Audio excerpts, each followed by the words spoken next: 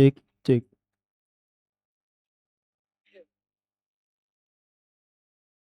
Baik, bismillahirrahmanirrahim. Assalamualaikum warahmatullahi wabarakatuh.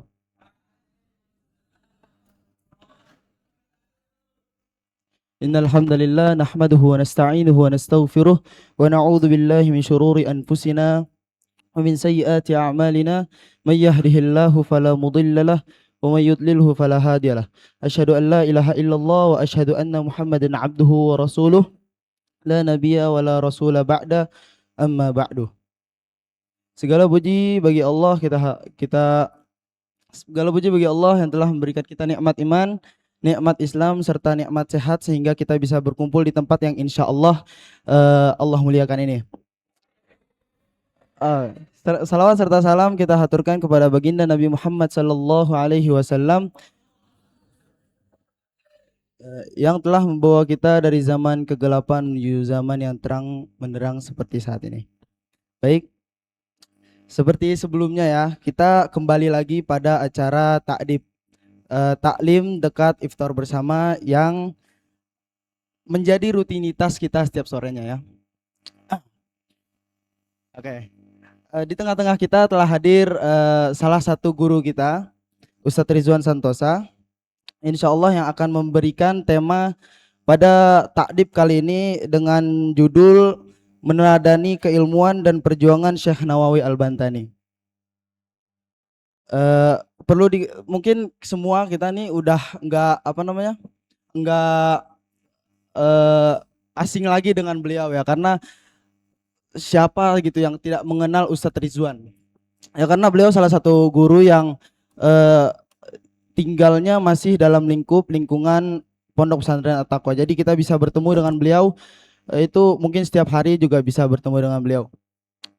Baik, harapannya untuk teman-teman sekalian ya, ini untuk disiapkan catatannya, buku, alat tulisnya dan segala macamnya agar bisa mencatat hal-hal atau poin-poin yang penting yang akan disampaikan oleh Ustadz Rizwan nanti.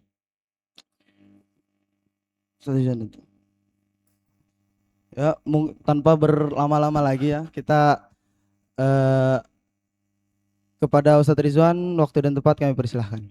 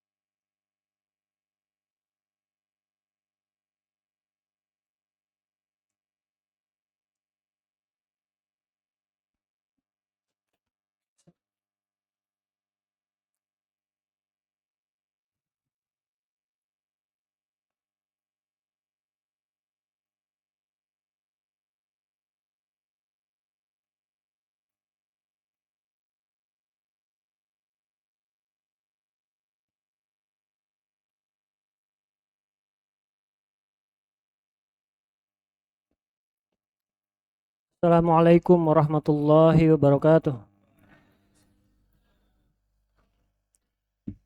Bismillahirrahmanirrahim. Alhamdulillah. Allahumma salli wa sallim ala Sayyidina Muhammad wa ala alihi wa sahbihi ajma'in. Allahumma faqihna fid din wa 'allimna ta'wil. Allahumma anfa'na bima 'allamtana. 'Allimna ma yanfa'una birahmatika ya arhamar rahimin.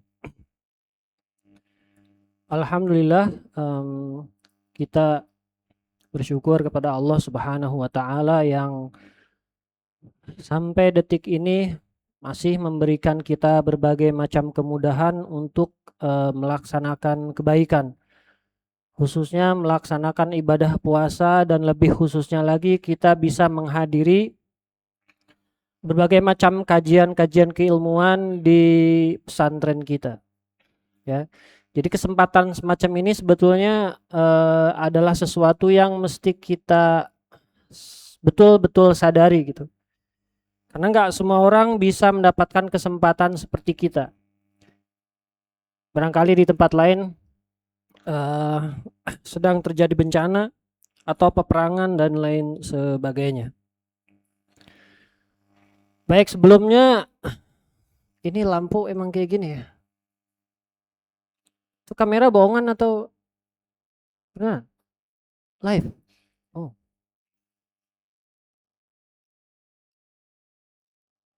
Oke, sebelum kita mulai pembahasan tentang kajian tokoh, seperti yang bisa teman-teman lihat, kita akan membahas tentang Syekh Nawawi Al-Bantani.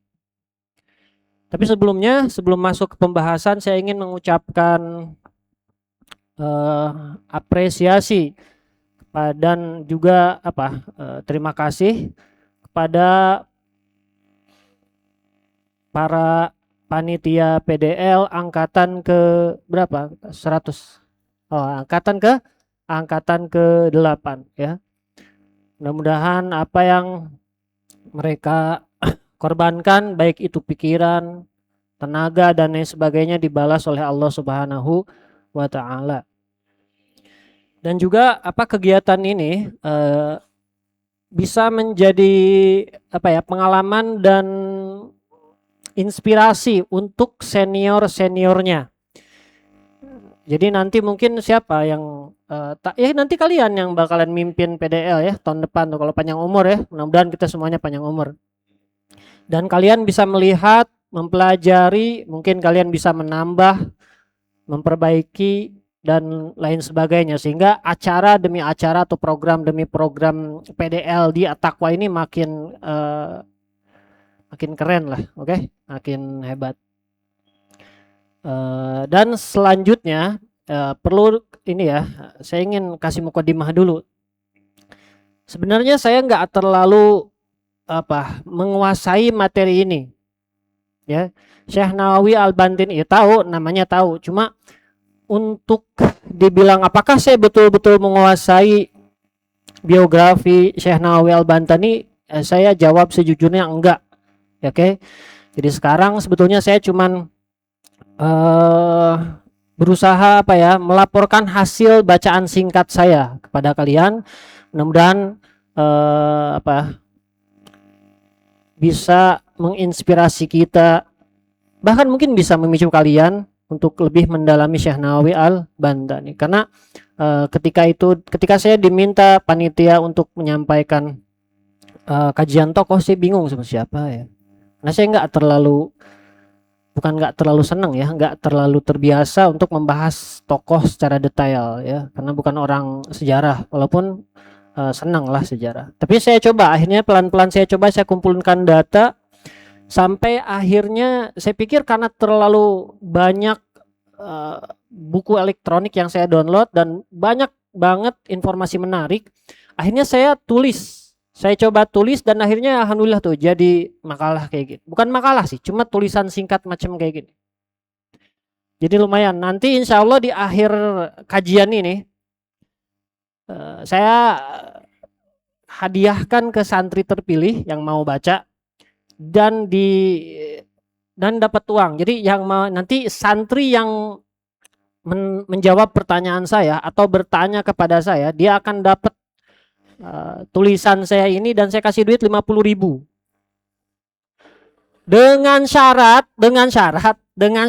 ini tulisan saya jangan dipakai buat bungkus gorengan. Oke? Kurang lebih, tapi penanya terpilih ya, berarti nanti terserah saya siapa. Boleh bisa penjawab, bisa penanya. Gimana, antar aja. Tergantung mood pokoknya. Oke. Kita awali dengan membaca basmalah. Bismillahirrahmanirrahim.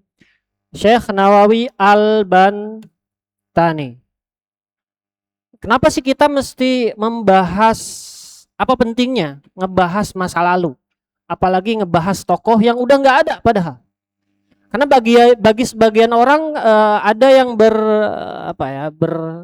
berfahaman, berkeyakinan, berpendapat bahwa belajar sejarah itu nggak penting, ngapain sih ngomongin masa lalu? Yang lalu biarlah berlalu. Biasanya kayak gitu kan orang, tapi itu bahaya loh, itu quotes bahaya banget.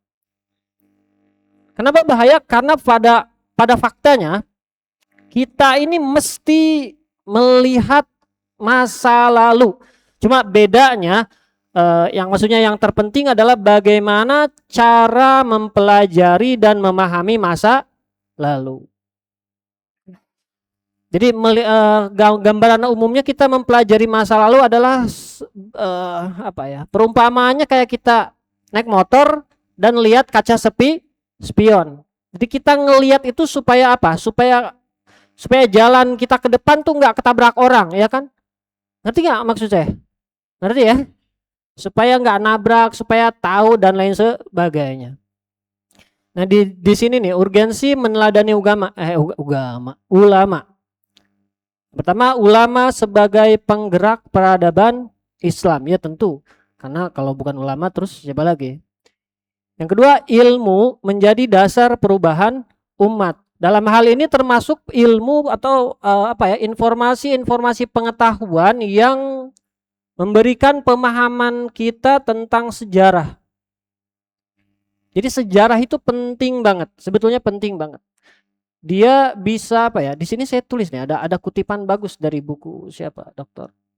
Ada orang luar negeri itu nulis tentang orientalis, ngejelasin orang orientalis aja dia punya rencana buat kayak semacam membutakan dalam tanda petik, membutakan mata orang-orang muslim dari keagungan sejarah mereka. Karena kalau mereka tahu keagungan sejarahnya nih, kata si orientalis itu nih, umat Islam bisa bangkit lagi lah, kurang lebih kayak gitu maknanya. Makanya saya bilang, saya tekankan di sini bahwa mempelajari sejarah itu penting. Jadi yang lalu biarlah berlalu itu aliran sesat kayaknya. Tokoh sejarah memberi inspirasi nyata. Ini diantara hal yang perlu kita pahami ya.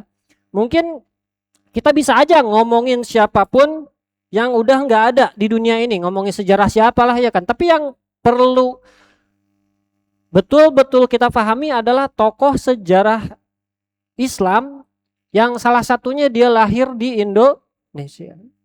Mari kita lihat cepat. Kita sampai jam berapa? 6. Oke, kita lihat nih, Syekh Nawawi Al-Bantani. Jadi nama lengkapnya adalah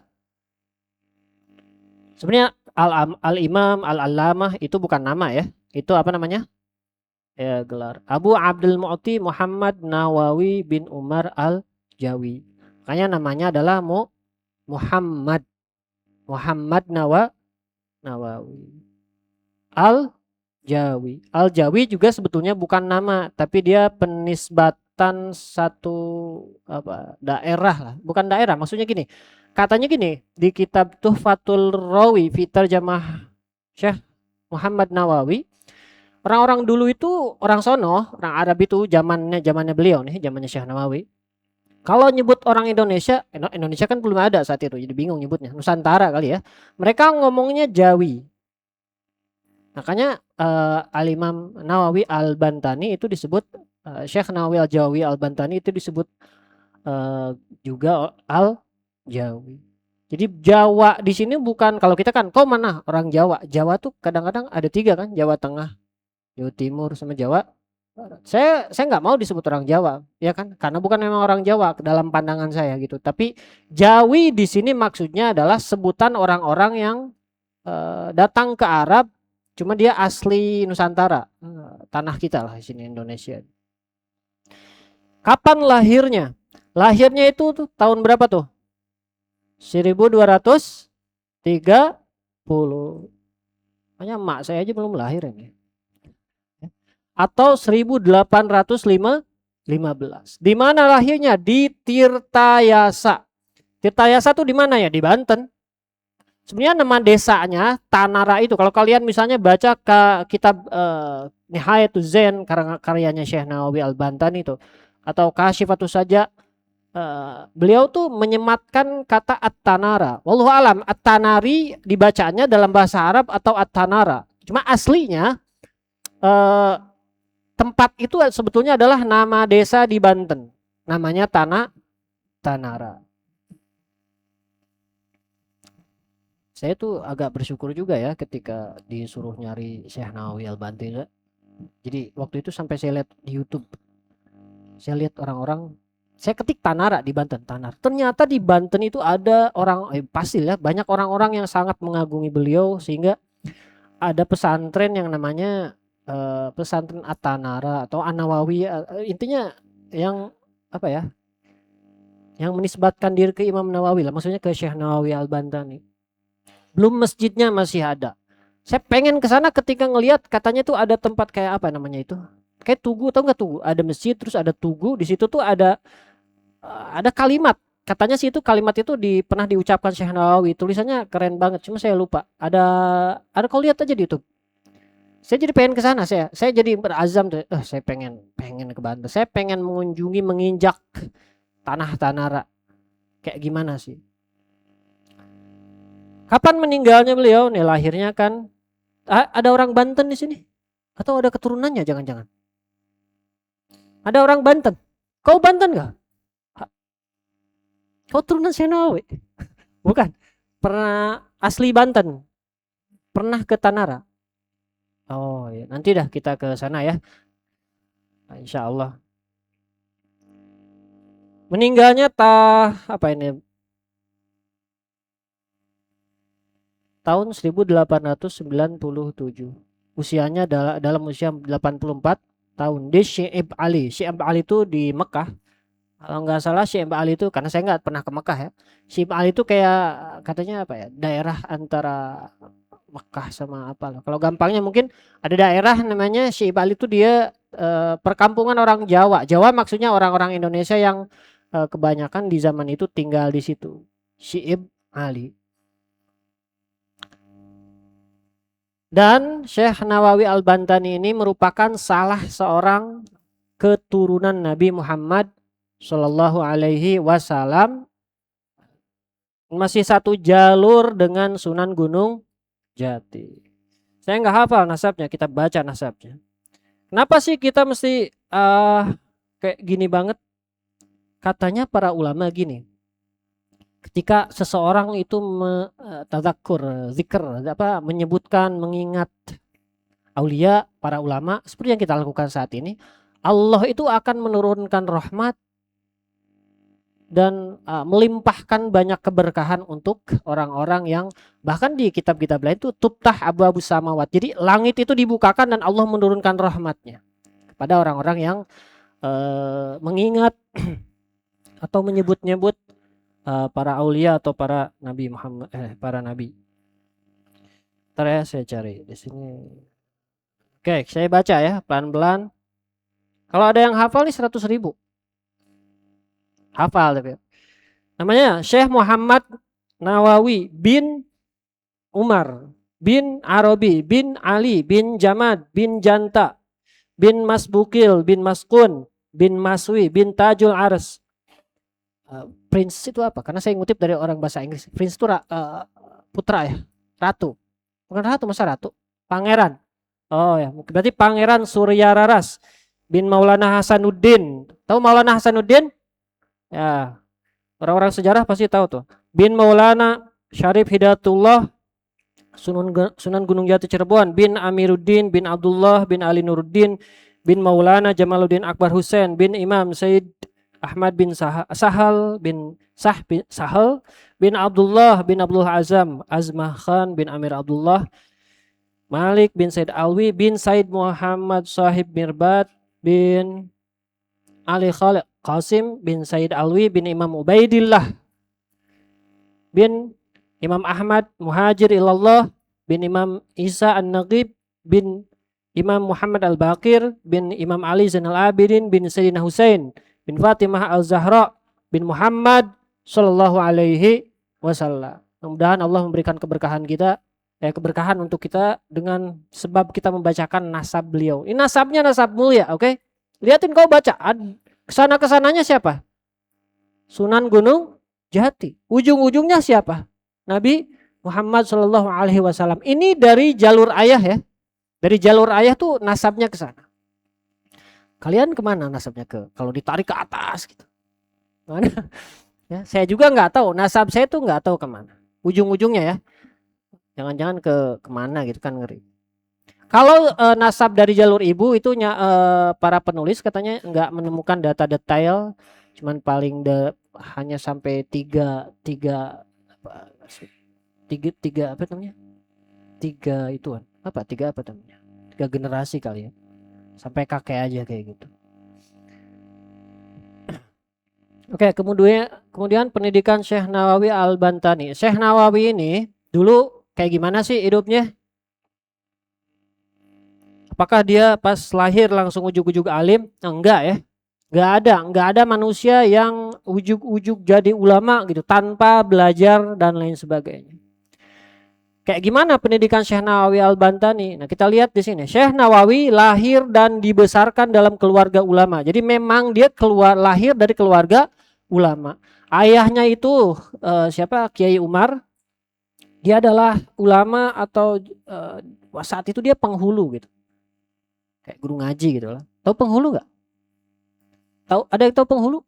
Penghulu tuh orang yang tugasnya menikahkan ya. Ya kayak gitu di zaman beliau itu. Jadi memang ayahnya gua sudah ulama. Makanya pendidikan pertama Syekh Nawawi itu melalui ayahnya langsung dan dari ibundanya. Ibunya siapa namanya? Siapa nama ibunya? Zubaidah. Ayahnya siapa? Umar. Ada yang namanya Umar sini? Berapa orang Umar? Coba Umar nanti kalau nikah cari namanya Zubaidah. Barangkali nanti anaknya kayak Syekh Nawawi. Hatta gini, oh ya saya lupa. Penamaan Nawawi, ini kan dia kan ibunya ibu dan ayahnya ini ulama. Ya. Penamaan beliau Syekh Nawawi, Muhammad Nawawi itu bukan sembarangan. Ya, enggak sembarangan asal nama aja, kasih nama aja enggak gitu. Ada ada cerita sebetulnya. Ada cerita panjang di kitab Tuhfatur Rawi sebetulnya. Ada hadis yang ngejelasin tentang anjuran agar memberi nama yang baik. Kalau dalam konteks Imam Nawawi, Syekh Nawawi ini, ayahnya ini bertabaruk, bertafaul. Tafaul tahu nggak? Ya macam tabaruk lah. Berarti misalnya gini lah. Siapa pemain bola yang paling jago sekarang? Cristiano siapa? Ronaldo. Messi. Oke, misalnya orang ngasih nama Messi berharap supaya anaknya kayak sejago Messi. Paham? Nah, kurang lebih kayak gitulah tafaul tuh. Cuma nggak jelas kalau kayak gitu ya. Ini ke ulama. Jadi penamaan Nawawi ini memang ada alasannya. Nawawi itu nama ulama atau nama apa? Nama apa? Nama daerah. Namanya apa? Nawa. Daerah mana tuh? Di mana? Ada yang tahu? Nama daerah Al-Imam Yahya Syarafuddin Yahya An-Nawawi. Ini saya baca deh. Ada kitab namanya Al-I'lamul Ikhwan bi Dzikri Ba'di Mazaya Fathul Mu'in wa Tarajim Khidmatil A'yan. Kita baca bahasa Arabnya dulu karena malu ada anak-anak adko. Tapi sangka saya nggak bisa baca Arab. Wa akhbirni kif Isma'u ya Maulana wa akhbirni Syekhun al-Fadil Allamah al-Khamil Syekh Utsman Said Tungkal. Saya sebetulnya pas nemu kata ini apaan? Di kitab I'lam nggak ada wawunya, di kitab Tuhfatur Rawi ada wawunya. Cuma tetap aja saya nggak bisa bacanya. Ini apa nih bacanya? Akhirnya saya waktu makan di sana, ini saya cerita aja ya, karena ini sifatnya kan laporan bacaan aja. Kita cerita aja, cuma ceritanya nyeritain Syekh Nawawi. Akhirnya pas makan sama di sana tuh sama Ustadz Erikson ngobrol kan buka puasa. Saya nemu nama ulama, saya bilang dari Jambi, saya bilang nggak masalah. Ada Jambinya, di Sumatera ada kata Jambi. Kalau Jambinya oke, Jim, Mim, Ba, ya ini Jambi nih pasti nih. Kita terus saya bilang Syekh Utsman Said, kata Erikson Tungkal. Oh ada daerah Tungkal di Sumatera Jambi, ada katanya, berarti ini Tungkal. Oke, siapa namanya? Syekh Utsman Said Tungkal.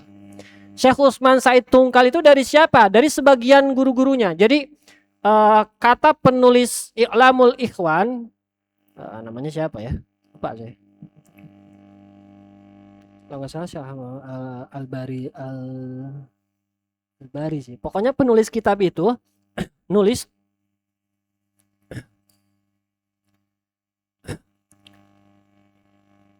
an ba'di masyayikhihi. Oke. Anna Syekh Umar walid Syekh Nawawi. Kaif fahimtum?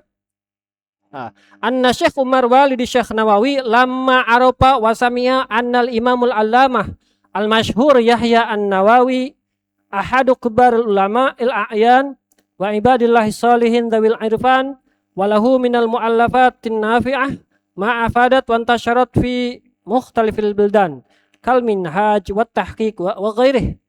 Qal man yaqul qal yani asy-syekh Umar qala li zaujatih man li zaujatih Zubaidah wa hiya hamilun wa hiya hamilun wa azmin bi kulli sidqin wa ikhlas.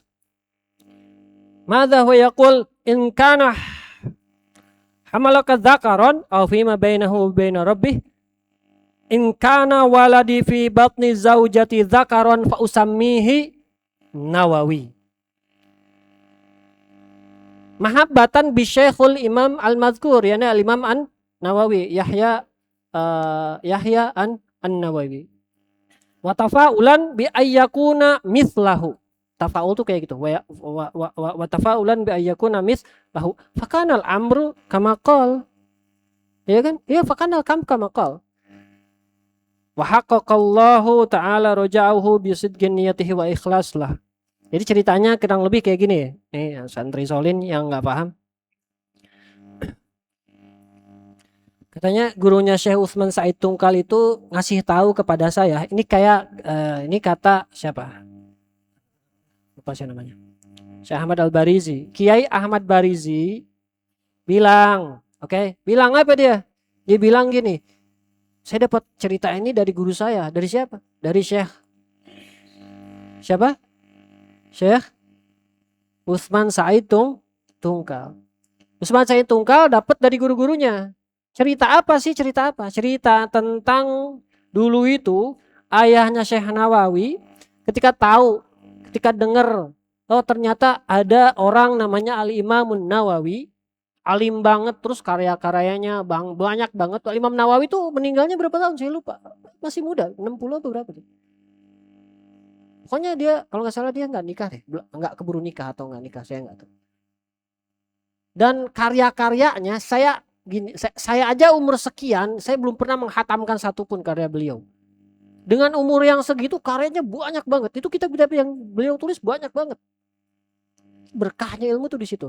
Jadi kalau kalian ingin lebih memperdalam sebaiknya cari manaqibnya Al-Imam Nawawi itu seru tuh. Kok bisa ada orang yang umurnya segitu tapi karyanya banyak banget. Bahasa Arab lagi. Nah, walaupun beliau emang orang Arab. Nah, jadi kayak gitu. Ketika bapaknya atau ayahnya Syekh Nawawi Ki Umar ketika tahu ada orang namanya Al-Imam Nawawi, Yahya An-Nawawi, alim banget, terus bukunya banyak banget. Akhirnya ngomong ke suaminya, ngomong ke istrinya. Istrinya saat itu lagi hamil. Seru tuh, kayak kalau istri lagi hamil digituin kayaknya seru. Deket. Kayak kira-kira ngomong kayak gini, kalau anak saya yang ada di perut istri saya ini laki-laki, maka akan saya namai Nawawi. Akhirnya emang benar, ternyata anaknya itu adalah laki-laki dan diberi nama Nawawi, Muhammad Nawawi. Dan ajaibnya, maksudnya bukan ajaib ya, dan kerennya ya, dan hebatnya Syekh Nawawi itu juga yumasil hakikatan sih enggak ya, misal tuh enggak mungkin. Tapi memang Syekh Nawawi itu alimnya kayak Imam Nawawi. Bahkan di beberapa sumber ada yang mengatakan Syekh Nawawi itu ada yang bilang ya, ada yang menyematkan An-Nawawi Ats-Tsani, saking alim. Apakah hakikatnya seperti itu? Wallahu a'lam. Jadi kayak gitu tuh. Diseru ya kalau ada orang mau hamil, kalau anak saya kayak nazar ya, kalau bahasanya apa kalau kayak gitu jatuh? Nazar atau apa? Nah, Syekh Nawawi menempuh pendidikan pesantren di Banten, Purwakarta, dan Cikampek. Ada cerita menarik sebetulnya ketika dia mau berangkat ke Cikampek ini. Pokoknya mau mondok lah keluar. Saya lupa detail ceritanya. Saya cari dulu ya. Jadi kan awalnya beliau itu belajar ke ayah sama ibunya. Belajar apa aja ya? Belajar dasar-dasar bahasa Arab, ilmu-ilmu agama Islam, fikih, cuma sifatnya yang dasar-dasar. Nah, ada cerita menarik itu ketika beliau ini akan pergi melanjutkan pendidikannya, dan ini minta izin dulu ke orang tuanya, khususnya ke ibunya. Jawaban ibunya ini bukan aneh ya, unik banget. Apa kata ibunya? Kata ibunya,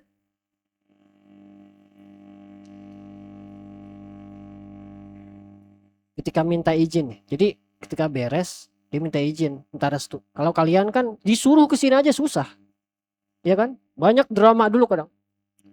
Pura-pura apa? Enggak sih, enggak ada yang pura-pura ya, insya Allah. Nah, ini Syekh Nawawi Al-Bandani itu ketika mau melanjutkan pendidikannya dia minta izin dulu ke orang tuanya atau ke ibunya khususnya. Kata ibunya gini loh, saya akan, tapi nggak ngomong bahasa Indonesia ya, mungkin bahasa Jawa atau apa saya nggak tahu. Ini kita terjemahin ke bahasa Indonesia. Kata ibunya apa? Saya akan merestui dan mendoakan kalian menuntut ilmu dengan syarat. Syaratnya apa? Syaratnya jangan pulang sebelum kelapa yang saya tanam ini mengeluarkan buahnya. Cakep banget. Sampai kayak gitu tuh orang dulu. Kalau kalian pernah nggak kayak gitu? Jadi ini salah satu ini ya, saya di sini tulis pesan simbolik dari doa dan nasihat yang disampaikan ibunya ke Syekh Nawawi Al-Bantani. Mungkin kita bisa punya penafsiran berbeda ya dengan pesan yang disampaikan barusan. Bayangin misalnya, mah, misalnya siapa ya? Agak misalnya izin, mah saya pengen mondok ke mana misalnya, ke Kairo mondok. Terus ibunya bilang, oke, saya doain, saya restuin dengan syarat, kau nggak boleh pulang sebelum Palestina merdeka misalnya. Kan beda-beda ceritanya ya. Misalnya kayak gitu. Tapi intinya ini ada hikmahnya. Kalau kalian pengen tahu hikmah pandangannya, baca ini, baca tulisan saya. Nah, setelah itu ada yang mengatakan ini kan berdua sama saudaranya nih ke Cikampek belajar apa, Al-Qur'an atau kalau nggak salah. Terus dari situ ke Purwakarta, ke Cikampek dan lain sebagainya. Berapa tahun saya lupa. Nyari tahunya tuh agak sulit ya. Saya ubek-ubek PDF tuh sulit. Saya download banyak banget. Kan agak mumet juga nyari tanggalnya. Gak ada yang menceritakan secara detail tanggalnya atau tahunnya. Nah, dari Cikampek ini baru melanjutkan belajarnya ke Mekah. Sebenarnya dari situ tuh, setelah dari Cikampek, ini masih muda loh. Kalau nggak salah umur 13 tahun apa 12 tahun di sini. 8 apa? Pas mau izin keluar ini. Mondok kemana? Saya pengen mondok kemana? Ke Bogor misalnya kayak gitu. Nah dari situ tuh dia pulang bantuin ayahnya ngajar pesantren. Kayak gitu kurang lebih ya. Tapi setelah itu ramai banget sebenarnya. Pas Syekh Nawawi datang, saya bikin kalau didramain kayak gini ya. Dari sini dia berangkat mondok setelah izin tadi, akhirnya panjang tuh ceritanya sebetulnya. Akhirnya dia ngirim surat nanyain, "Bu, ini mana nih? Apa pohon kelapa udah nomo belum?" Misalnya. Bayangin loh zaman dulu tuh nggak ada HP, pakai surat. Ketika Syekh Nawawi ngirim surat, nggak ada jawaban, belum ada jawaban. Akhirnya memutuskan dari Purwakarta tuh pindah ke Cikampek, ke tempat belajar yang lain, ke pondok yang lain lah kalau bahasa mudahnya kayak gitu. Nah dari situ kiai yang di kalau nggak salah kiai yang di Cikampek deh, saya Nawawi datang ke pondoknya, katanya pengen belajar kan. Nah, tapi saya Nawawi dites dulu bahasa Arabnya apa segala macam. Ternyata setelah dites mereka ini lulus semua. Bahasa Arabnya bagus segala macam, kayak kurang lebih udah gak usah belajar lagi di sini, kalian udah jago-jago, kurang lebih kayak gitu. Tuh, kalian udah pulang bukan. Pohon kelapanya udah itu kayak kata kiai yang di Cikampek tuh. Pohon kelapa yang ditanam ibumu udah tumbuh. Udah tumbuh. Udah apa? Udah berbuah. Udah pulang aja. Akhirnya pulang tuh Syekh Nawawi. Ternyata bener. Pas pulang ibunya emang udah rindu sama dia. Ya, bayangin berapa tahun itu. Kelapa itu berapa tahun sih buah-buahnya? 3 bulan. Berapa? Ada yang tahu? Bisa 6 tahun loh. Iya kan? 6 tahun, 7 tahun kayaknya kisaran. Saat itu pohonnya memang pohon kelapa yang ditanam itu udah berbuah. Dan memang pada saat itu ibunya juga sangat, pasti namanya ibu ya kan, merindukan Syekh Nawawi. Cuma kalau saya mikir, otak saya tuh agak ngejok dikit, truk, saya pinggirin. Waktu baca itu, saya ngebayanginnya bagaimana ternyata kalau Imam Nawawi kan ngirim surat, Syekh Nawawi kan ngirim surat. Itu gimana kalau ternyata suratnya itu salah kirim misalnya, ya kan? Atau abang-abangnya lupa, atau suratnya hilang, akhirnya nggak dibalas. Itu apa ya? Atau saya kalau baca sesuatu suka ada jeda dan dimikir dulu, terus saya lurus lagi baru. Ternyata seperti itu cerita. Hikmahnya kayak gitulah. Dengan keadaan serba ada, Syekh Nawawi itu tetap tetap bersemangat menuntut ilmu. Kalau kita kan enak banget di sini ada apa? Ada AC, ya, kursi, makan tinggal makan, nanti minum tinggal minum, ya kan? Habis duit nanti ada orang ketok-ketok pintu mengirim surat, katanya. Enak banget kalian. Coba Imam Nawawi, Syekh Nawawi itu kayak gimana belajar? Nah setelah itu datang bantu tuh ngajar-ngajar di tempat pondok ayahnya dia. Setelah Syekh Nawawi datang, itu Syekh Nawawi kan cerdas banget, pinter banget Syekh Nawawi itu, ya.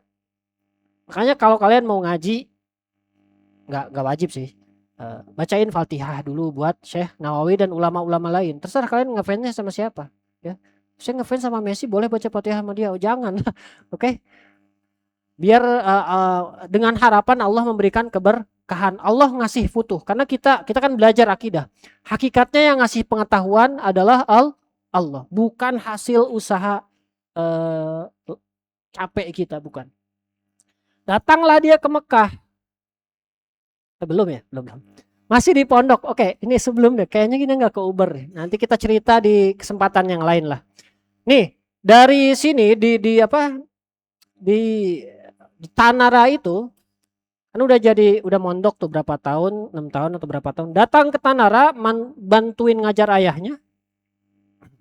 Saking pinternya Syekh Nawawi, Allah. Itu apa? Orang-orang itu banyak mengaguminya. Terdengar kemana-mana. Wah ada santrinya, misalnya. Ada anaknya Kiai Umar pinter banget, alim banget, dia jago bahasa Arab, dia jago fikih banget. Ngaji di sana, ya semacam kayak gitu. Jago banget dia, akidah teologi itu ini banget, ayo kita. Akhirnya santri ketika Syekh Nawawi kembali ke pondok itu, pesantrennya tuh jadi rame banget. Rame banget, banyak santri, banyak yang belajar, santrinya jadi makin bertambah. Karena Syekh Nawawi alim banget. Cuma sayangnya kejadian atau apa ya, Syekh Nawawi tinggal di rumahnya itu cuma 3 tahun atau 2 tahun itu.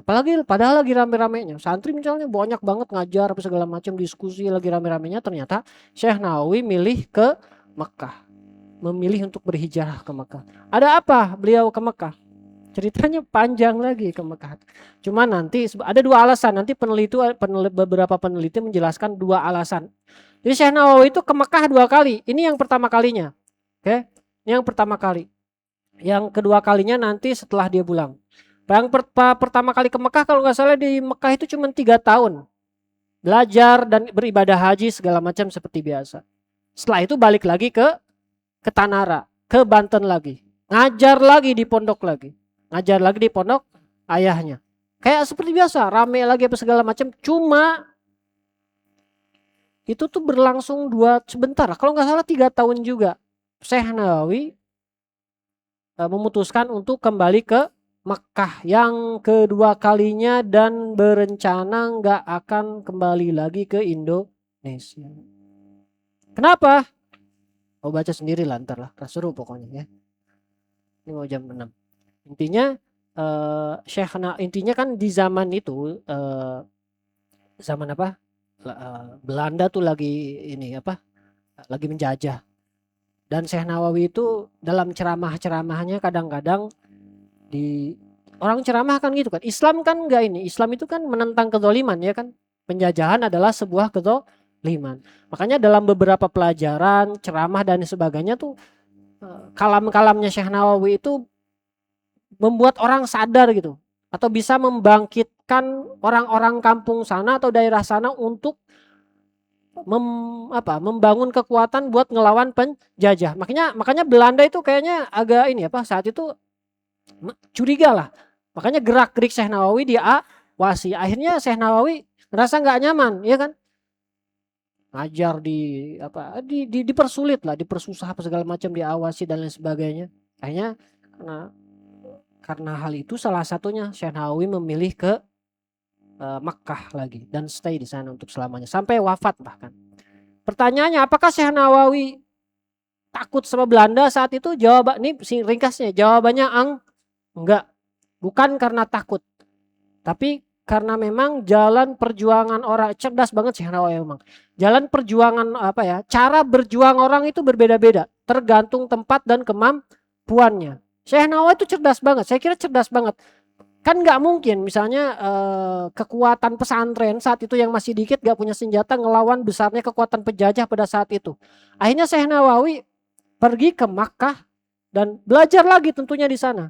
Dan pada akhirnya Syekh Nawawi jadi ulama besar di sana, jadi imam di Masjidil Haram dan lain sebagainya lah. Karyanya banyak banget, ada yang bilang 1127 dan lain sebagainya. Intinya banyak banget karyanya, dan ternyata murid-murid beliau baik yang berasal dari Indonesia maupun luar Indonesia itu banyak. Nah, yang penting itu ada murid-murid, di antara murid Syekh Nawawi yang kemudian menjadi punya jasa besar itu ya, maksudnya punya andil besar dalam perjuangan Islam di Indonesia, itu Kiai Hasyim Asy'ari. Itu siapa lagi? Kiai Haji Ahmad Dahlan. Banyak banget. Di sini ditulis dari beberapa ya. Ada dari Banten, dari Jawa Barat, dan dari Jawa Timur. Sebenarnya dari luar negeri juga ada. Dari Thailand tuh ada tuh. Bahkan kitab-kitabnya tuh masih dibaca di Thailand sana. Ada yang pernah meneliti seperti itu. Jadi kalau yang saya dapat sebetulnya Syekh Nawawi juga ingin memperjuangkan kemerdekaan cuma dengan cara yang lain. Jadi jihadnya bukan jihad angkat senjata, tapi jihad intelektual, bahasanya mungkin kayak gitu. Sebab beliau di sana tuh akhirnya ada satu muridnya yang lupa nama kiainya. Kan muridnya banyak tuh. Ada muridnya yang di Banten, akhirnya yang di Banten itu memimpin perang. Pecah perang di Banten tuh di lupa sih. Pokoknya ada. Itu muridnya tuh, kiai siapa lupa. Jadi muridnya itu banyak. Kalau yang kalian baca ini guru-gurunya. Banyak ya guru-gurunya. Kalau kalian baca di sini, memang yang terkenal nih Syekh Arsyad. Kalau yang atas itu Syekh Arsyad, Syekh Syukur Alwan, Syekh Khotib. Mereka ulama-ulama besar, tinggal di tanah suci Makkah, cuma aslinya orang Indonesia asalnya. Oke? Kalau yang kedua itu memang asli Arab lah. Syekh Ahmad Dimyati, Ahmad Zaini Dahlan, Khatib Al-Hanbali. Terus dari Mesir juga iya. Syekh Yusuf Sumbula Wini dan Syekh Ahmad Nahrawi. Saya juga baru tahu ketika baca buku siapa lupa itu. Ternyata dari Bogor banyak banget muridnya. Ada banyak orang Bogor, ada satu lah yang saya tahu. Syekh siapa? Kiai itu bagus. Saya bilangnya Mama Falak. Ternyata beliau tuh muridnya Syekh Nawawi. Saya baru tahu di Bogor itu. Siapa lagi ya? Dari Bandung, dari Cianjur. Saya tuh kayak kaget. Tuh banyak lah kiai-kiai kita yang ternyata dulu belajar langsung ke Syekh Nawawi Al-Bantani. Jadi gini ya, simpelnya kayak gitu. Syekh Nawawi ini dikenal masyarakat muslim dunia. Kitabnya itu banyak banget dicetak sama orang-orang luar. Dipelajari. Bahkan saya pernah lihat di YouTube kitab Syarah Risalah Al-Bajuri, namanya kitabnya apa? Tijanud Darori itu diajarin, dibaca sama orang Arab. Ada yang ngejelasin. Belum lagi kitab tafsirnya yang dicetak di Mesir, yang katanya kitab itu banyak dipuji, diterima oleh orang-orang ulama-ulama sana, bahkan sampai ketika dicetak tuh ditulis Sayyid Ulama Hijaz. Artinya apa? Imam Nawawi itu adalah kayak saat itu digelari, saking dikaguminya dia adalah pemimpin ulama-ulama di Hijaz, saking alimnya. Tafsir Munir itu tafsirnya Marah Labid itu dia adalah berisi beberapa masalah yang pernah menjadi perdebatan. Maksudnya dulu Syekh Nawawi pernah debat, diskusi sama ulama-ulama Mesir. Akhirnya jadilah kitab itu. Tapi dia bentukannya tafsir. Terjemahnya ada kan ya? Di sana ada ya, di perpus. Oke, saya kira ini kebanyakan ya.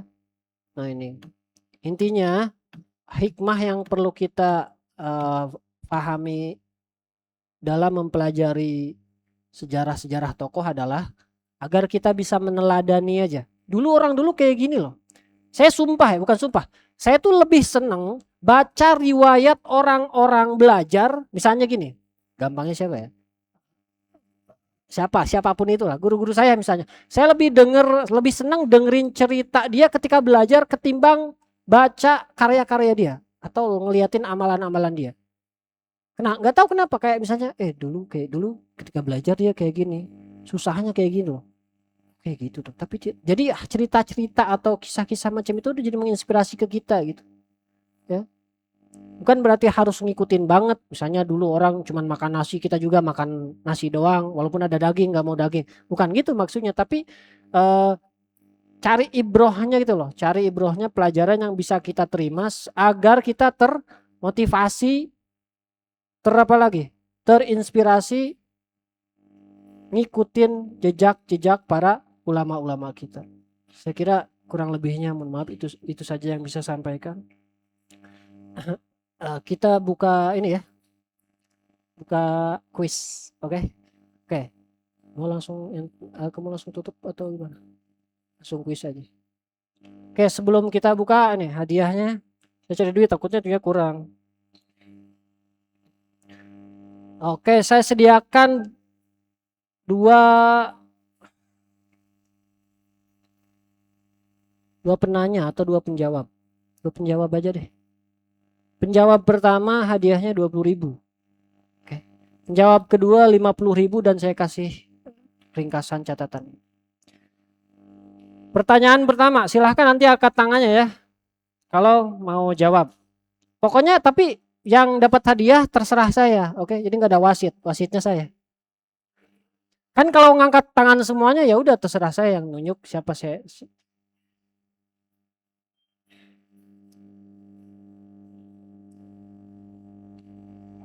Tahun berapa?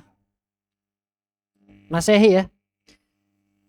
Syekh Nawawi Al-Bantani lahir.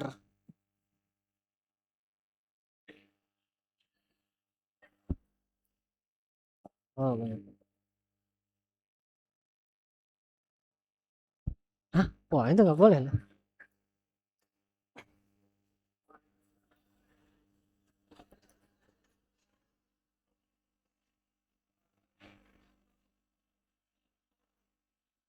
Oke, Asad. Oke, Asad. Tahun berapa Asad? 1815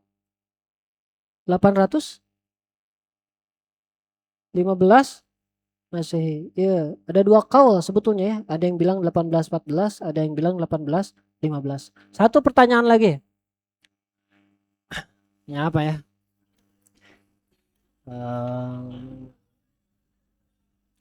Tadi kan saya bilang cerita tentang apa? Itu loh yang ayahnya Syekh Nawawi ke istrinya ngomong, kalau apa? Kalau anak saya ini laki-laki mau saya kasih nama Nawawi. Nah, di kitab apa, atau jangan kitabnya nih kepanjangan. Kiai apa yang meriwayatkan cerita tersebut dari Syekh Utsman?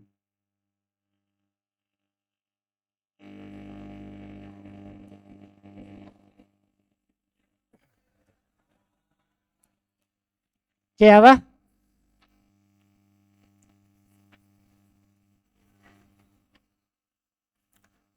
Gak ada. Oke, siapa nama istri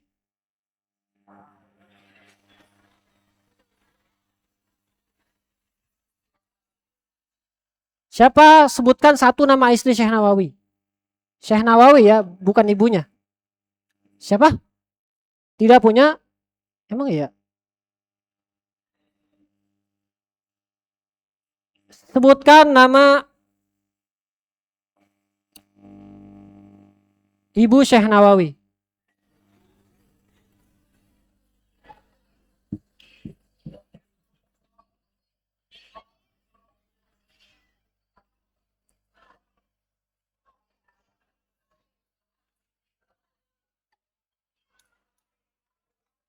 Oke, yang belakang tuh siapa?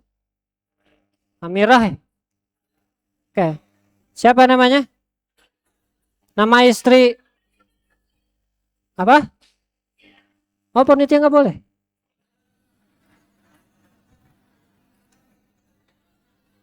Oke. Berarti ya sekarang akhwat ya. Siapa? Siapa ada yang mau jawab?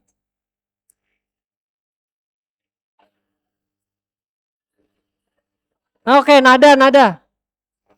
Siapa? Oke, Zubaida. Wallahu a'lam.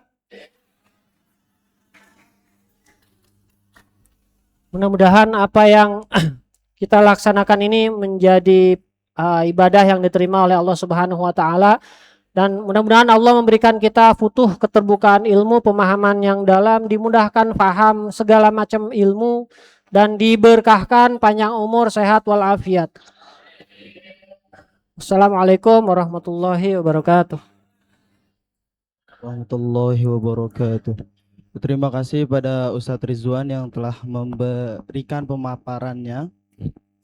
Mungkin karena waktu, jadi tidak ada kesimpulan.